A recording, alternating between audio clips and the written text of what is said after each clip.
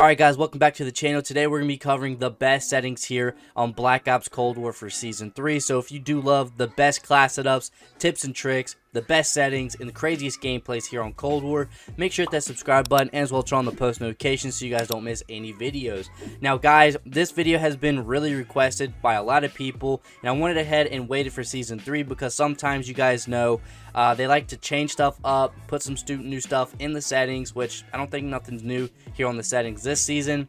But, you know, went ahead and make a updated video for you guys. There's a lot to talk about. But anyways, guys, if we can, let's even get 300 likes on today's video. Just because Season 3's out, it's been a really good one for Warzone and Cold War. It's both good. And honestly, I'm loving this season so far. But anyways, guys, let's go ahead and get straight up into the video.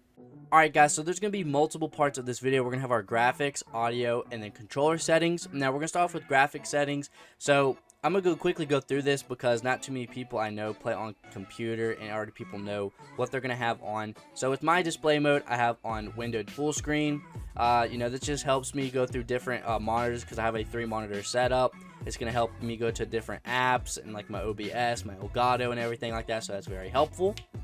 The gameplay in menu VSync you're gonna have on disabled. This is gonna prevent screen tearing and it's gonna help not cause input lag, which is very helpful. NVIDIA Reflex low latency I'm gonna have on enabled normal. This just helps with low latency mode is enabled in optimizing stream latency. It's not gonna put too much stuff on your computer. With boosted, it does like boost your computer, which is gonna make your computer work harder. You don't want your computer to work harder when you're playing because you want your game to be as smooth as possible. So I'm keeping it on normal. Aspect ratio is going to be automatic. Now, we're going to go to field of view, which is going to be 120. You guys already know 120 is the best to play on because you can see more around the map and you have like, it's just very helpful.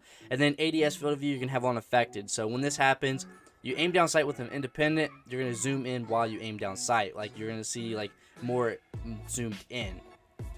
Affected is when you aim down sight, it don't have any zoom in effect on it, so you just aim down sight and you're completely fine, like you were just not aiming down sight. That's what it's going to look like, so that's very helpful. Same with vehicle aim field of view. I don't really get on vehicles much, but you know, affected is always the best thing to run, and it makes it look like I'm running faster. That's what you guys say in the comments. The brightness is going to be 50. I don't change at all.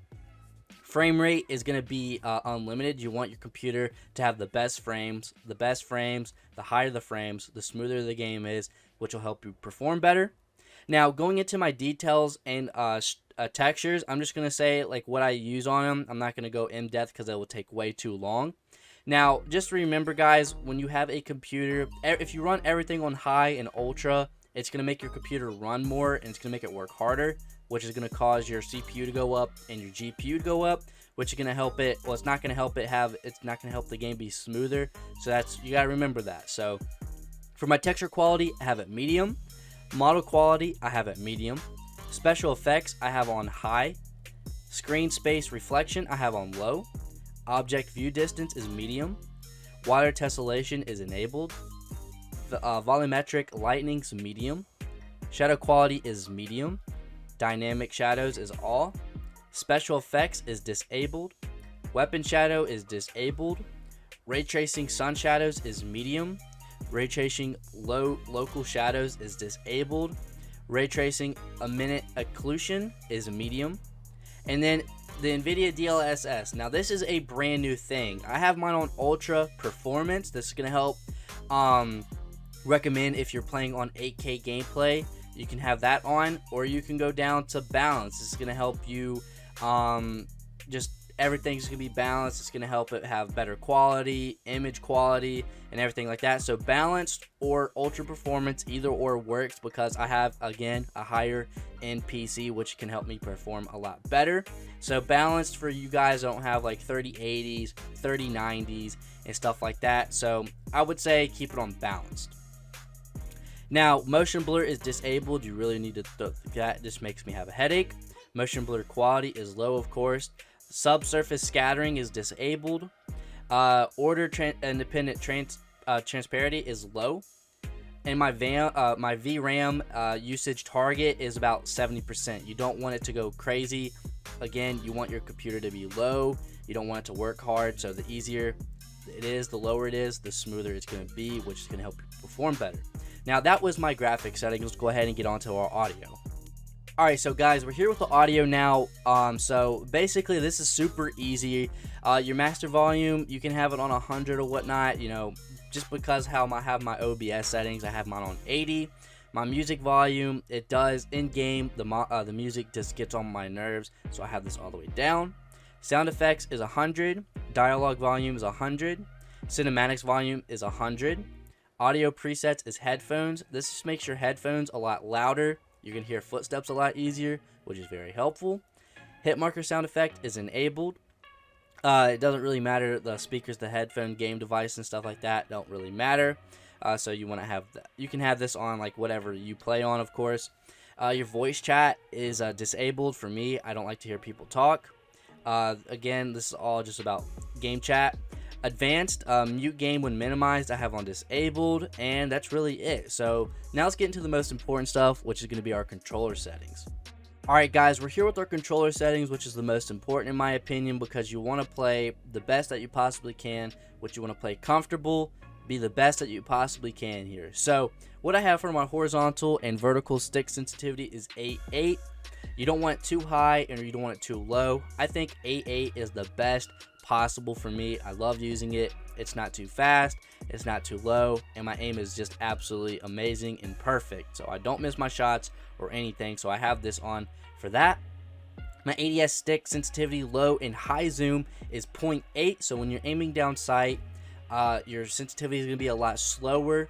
So you don't want it at 1 because it just moves a lot faster. So having it at 0.8 is going to manage when you're aiming down sight. It's going to slower a little bit so you can actually have more control of your weapon when aiming down sight and eliminating targets or aiming at targets, so you can track them easier and be more accurate.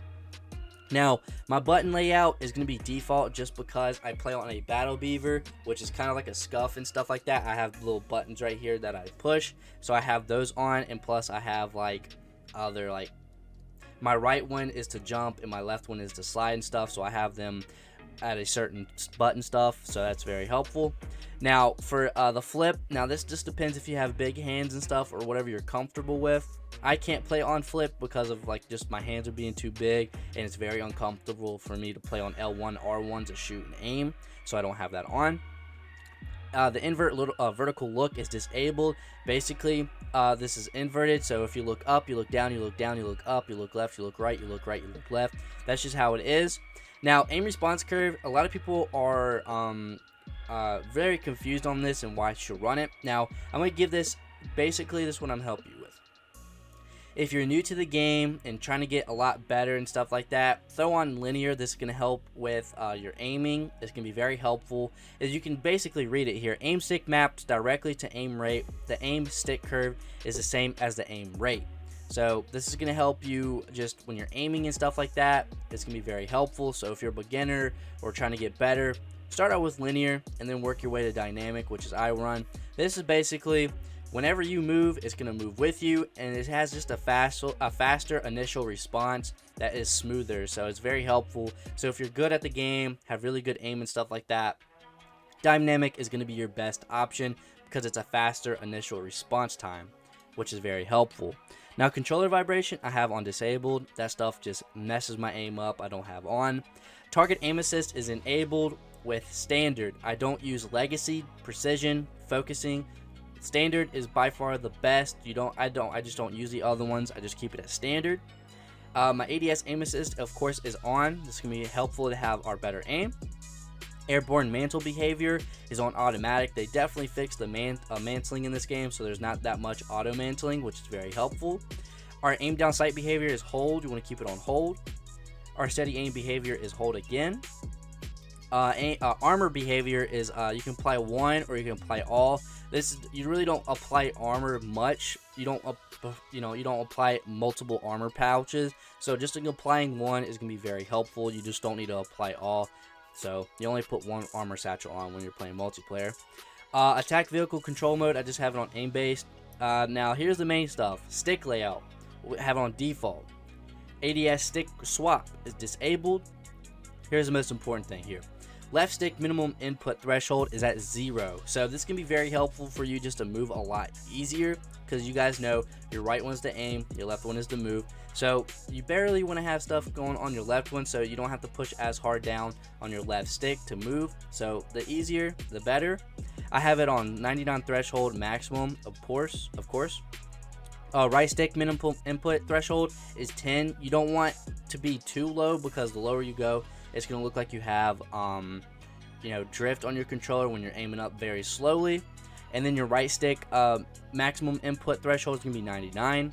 I don't have auto move on. I don't have auto sprint on. Sprint behavior is to go. Sprint cancel reload is disabled. Parachute auto deploy is enabled. Equipment behavior is hold.